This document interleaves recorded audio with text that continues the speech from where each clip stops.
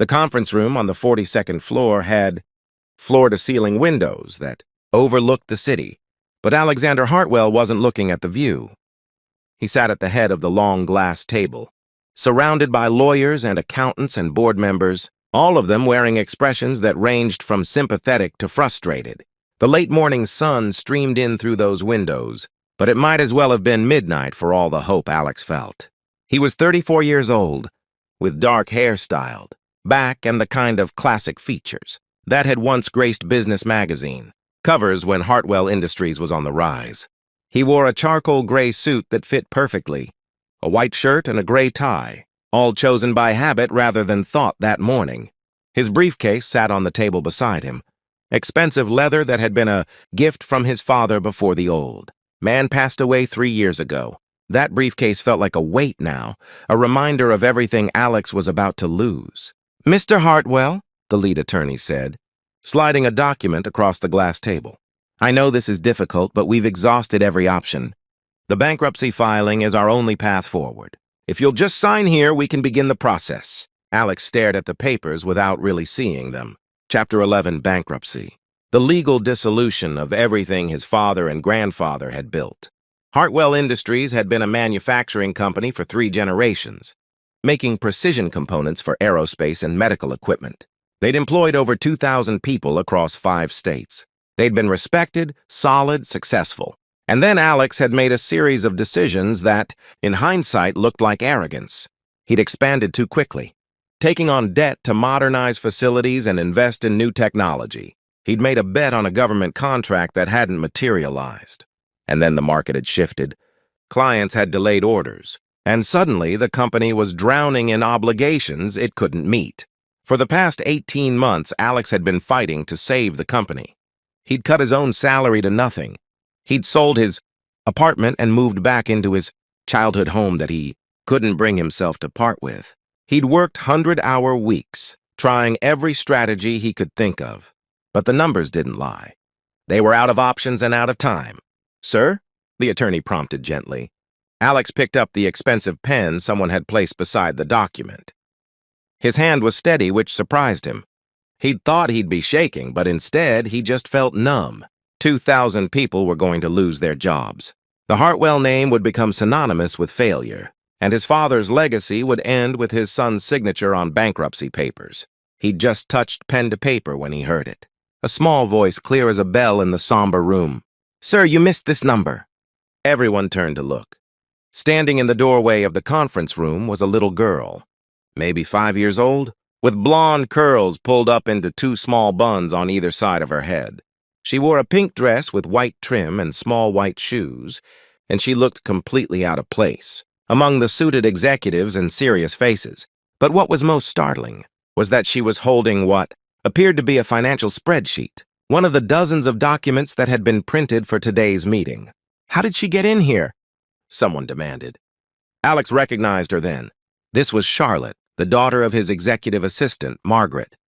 Margaret was a single mother who'd worked for Hartwell Industries for 15 years, and occasionally, when childcare fell through, she'd bring Charlotte to the office. The little girl would play quietly in Margaret's office, coloring or looking at books. Alex had seen her a few times, always polite and well-behaved. But what was she doing here, in this meeting, holding a financial document? Margaret appeared in the doorway behind her daughter, her face flushed with embarrassment. "Mr. Hartwell, I'm so sorry." "Charlotte, come back here right now. You know you're not supposed to—" "Wait," Alex said, holding up a hand. Something about the certainty in the child's voice had caught his attention. He looked at Charlotte, who stood her ground with the fearlessness only a 5-year-old could have. "Charlotte, what did you say about a number?" Charlotte walked into the room, navigating between the chairs with careful steps, and held up the spreadsheet. "This number here," she said, pointing with a small finger. "It's wrong." "You added it wrong?" One of the accountants made a dismissive sound. "Mr. Hartwell, with all due respect, we don't have time for—" "Show me," Alex said to Charlotte, ignoring the accountant. He gestured to the chair beside him, and Charlotte climbed up onto it, kneeling so she could see over the table. She laid the spreadsheet flat and pointed to a column of numbers. "See? This says 78 million, but that's not right." If you add these numbers here, her finger traced down a column, it should be 78,000. Someone put too many zeros. The room went very quiet. Alex leaned over to look at where Charlotte was pointing, and his heart began to beat faster. She was right. The number she was indicating was in a section detailing outstanding accounts, receivable, money that clients owed to Hartwell Industries. And if she was correct, if that really should be 78,000 instead of 78 million, then that's impossible, the lead accountant said, standing up and moving around the table. We've checked these numbers a dozen times. But Alex was already pulling his laptop closer, opening the master spreadsheet that fed into all their financial projections. His fingers moved quickly across the keyboard, navigating to the accounts receivable ledger. And there it was. A data entry error from 3 months ago, one number transposed, turning thousands into millions. The error had cascaded through every subsequent calculation, making their receivables look massively inflated and their cash flow look far worse than it actually was. "Oh my God," Alex breathed. He looked up at his team, hardly daring to believe what he was seeing. "She's right. This number is wrong. It's been wrong for 3 months." Chaos erupted in the conference room. Accountants crowded around the laptop, checking and rechecking. The CFO was already on her phone, pulling up backup files. Margaret stood frozen in the doorway, one hand over her mouth, as Charlotte sat calmly in the chair beside Alex, swinging her small legs and looking pleased with herself. "How did you find this?" Alex asked her, his voice full of wonder. Charlotte shrugged. "I saw the papers on Miss Margaret's desk. They had lots of numbers, and I like numbers. I was doing the addition in my head while I waited for Mommy to finish working, and that one didn't match. I told Mommy, but she said not to bother you because you were in an important meeting. But you came anyway," Alex said. "You looked sad through the window," Charlotte said simply. "And the number was wrong. I thought you should know." Over the next 2 hours, as the team worked feverishly to verify and recalculate everything, the full picture emerged. The error had originated with a new accounting software system they'd implemented months ago. A single incorrect entry, combined with a formatting glitch, had created a snowball effect. Their actual financial position, while still challenging, was nowhere near as catastrophic as they'd believed. "We're not out of the woods," the CFO told Alex. "We still need to restructure some debt and negotiate with creditors. But Mr. Hartwell, we're not bankrupt. Not even close. With the correct numbers, we can secure bridge financing. We can survive this." Alex felt like he could breathe for the first time in months. He looked around the conference room at his team, saw the relief and cautious hope on their faces, and then his eyes found Charlotte. She'd gotten down from the chair and was back with her mother, holding Margaret's hand. "Charlotte," he said, his voice thick with emotion. "Come here for a second, please." The little girl approached him, and Alex crouched down so he was at her eye level, the way he'd seen parents do with their children. "You just saved this company," he told her. "Do you know what that means? 2,000 people get to keep their jobs because you looked at some numbers and noticed something that all the adults in the room missed. You're a hero." Charlotte considered this seriously. "Will Miss Margaret still have her job too?" "Yes," Alex said, and he felt tears threatening for the first time that day. "Your mom will definitely still have her job." "Good," Charlotte said. She was worried about that. "She didn't think I knew, but I heard her on the phone with Grandma last night. She was crying." Alex looked up at Margaret, saw the tears streaming down her face now, and understood. Margaret, like everyone else in the company, had been terrified about what bankruptcy would mean for her family, and this remarkable child had somehow sensed that and had done something about it. "Charlotte," Alex said, "how did you know how to add all those numbers? That's pretty complicated math for someone your age." "I just like numbers," Charlotte said. "They make sense. They always work the same way. My teacher says I'm good at math." "Your teacher is right," Alex said. "You're very good at math. Better than some of our accountants, apparently." That got a laugh from the room, breaking the tension. Charlotte beamed at the praise. Over the following weeks, as Hartwell Industries worked to correct their financial records and restructure their obligations, Alex couldn't stop thinking about Charlotte. He did some research and learned that she attended a public school that was struggling with funding cuts.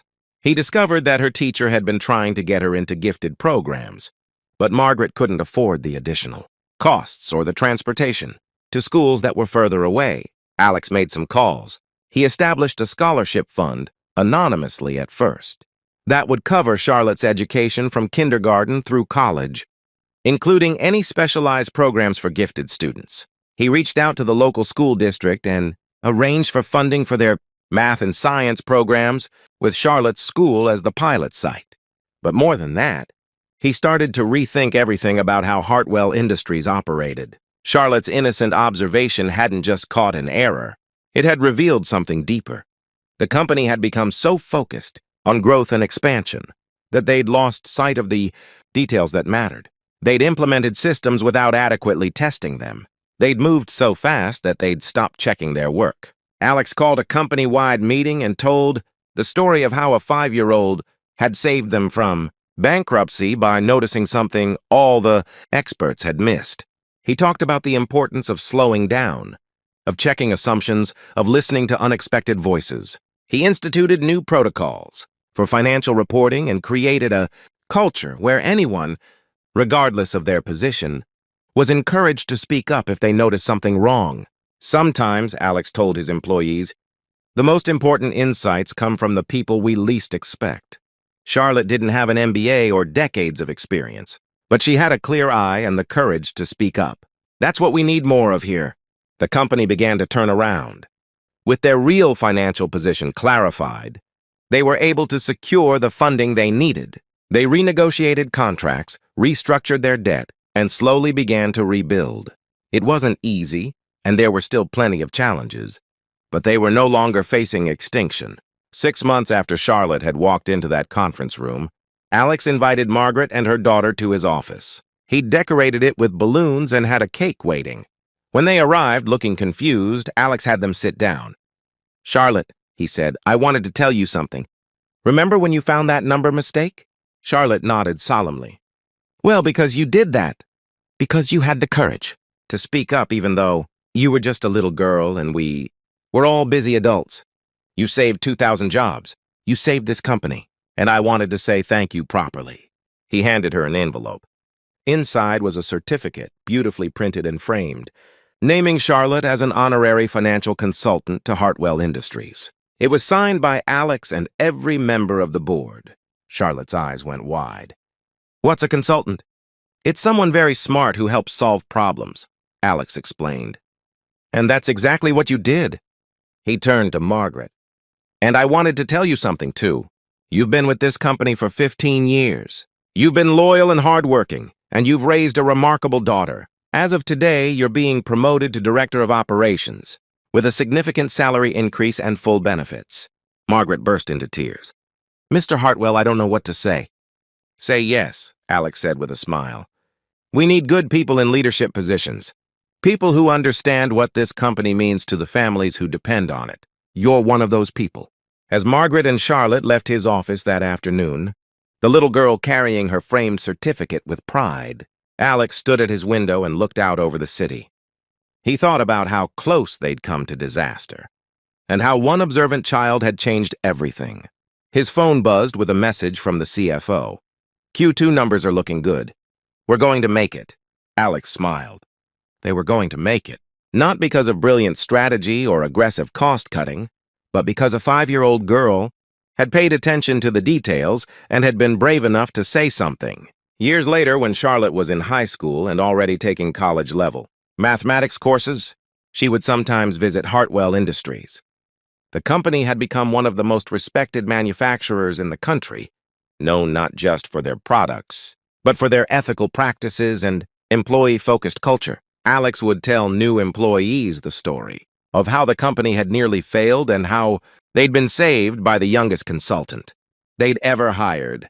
It became part of the company's legend, a reminder that solutions could come from anywhere if you were willing to listen. And Charlotte, who would eventually earn a PhD in applied mathematics and return to Hartwell Industries as their chief analytics officer, would remember that morning when she'd walked into a room full of sad-looking adults and had pointed out a number that was wrong.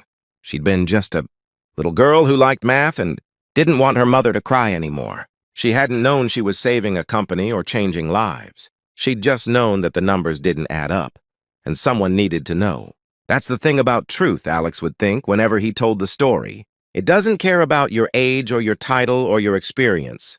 It just is. And sometimes all it takes is one person brave enough to point it out, even when that person is 5 years, old and barely tall enough to see over the conference table. Charlotte had given him more than a corrected number that day.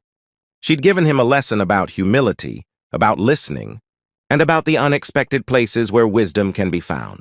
She'd reminded him that the most complex problems sometimes have simple solutions, if only we're willing to see them. And she'd saved not just a company, but the lives and livelihoods of thousands of people who depended on it, all because she noticed a number was wrong and had the courage to say so. That's what heroes do. They show up, they pay attention, and they speak truth when it matters most. Sometimes they wear capes in comic books, and sometimes they wear pink dresses and have blonde curls and notice what all the experts missed. Alex never signed those bankruptcy papers. Instead, he framed them and hung them in his office, alongside Charlotte's honorary certificate.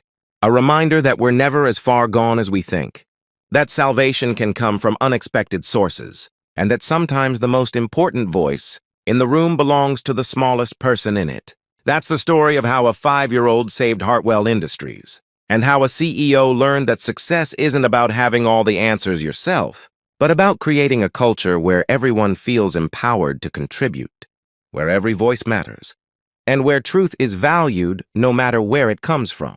Charlotte had said it best, in her simple, direct way. The number was wrong. I thought you should know. Sometimes that's all it takes to change everything. Someone brave enough to point out what others have missed. Someone who cares enough to speak up, even when it would be easier to stay quiet.